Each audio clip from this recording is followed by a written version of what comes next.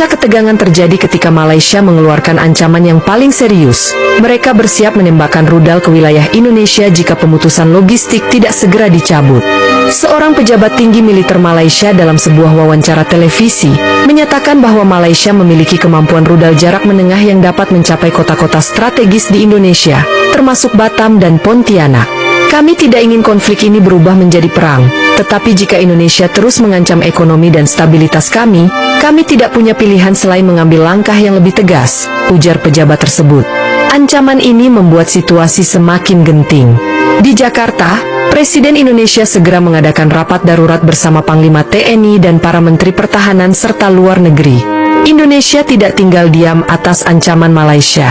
Dalam sebuah konferensi pers yang disiarkan secara nasional, Menteri Pertahanan Indonesia dengan tegas menyatakan bahwa Indonesia siap menghadapi segala kemungkinan, termasuk perang terbuka jika Malaysia benar-benar nekat menembakkan rudal.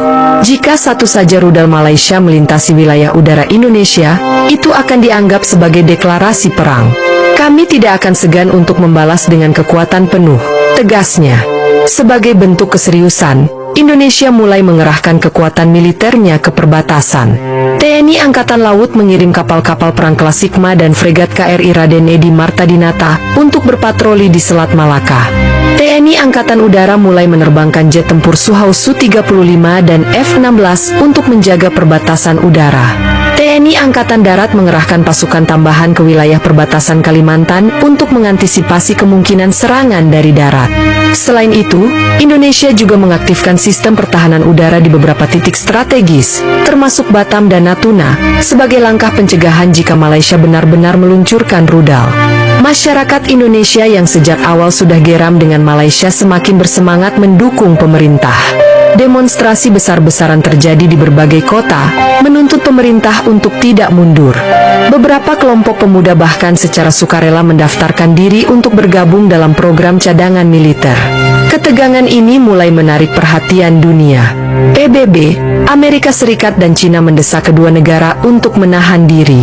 Sekretaris Jenderal PBB secara khusus menghubungi kedua kepala negara dan meminta agar konflik ini tidak berkembang menjadi perang. Singapura yang selama ini bersikap netral mulai merasa khawatir.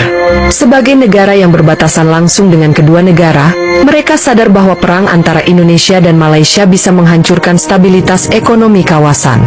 ASEAN pun segera menggelar pertemuan darurat di Bangkok untuk mencari jalan keluar.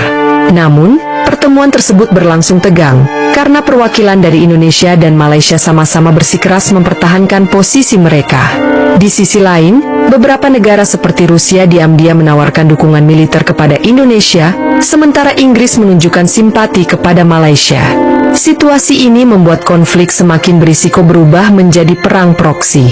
Pada malam yang menegangkan, radar militer Indonesia mendeteksi pergerakan misil dari salah satu pangkalan udara Malaysia. Sinyal peluncuran rudal terlihat di sistem pertahanan udara Indonesia membuat pangkalan TNI AU langsung bersiap dalam kondisi siaga 1. Seluruh dunia menahan napas.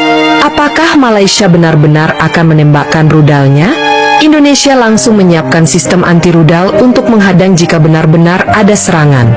Di Batam dan Natuna, sirene peringatan berbunyi yang menandakan kemungkinan serangan udara. Namun tepat saat militer Indonesia hampir menekan tombol perintah untuk meluncurkan serangan balasan, tiba-tiba muncul perintah mendadak dari pemerintah Malaysia.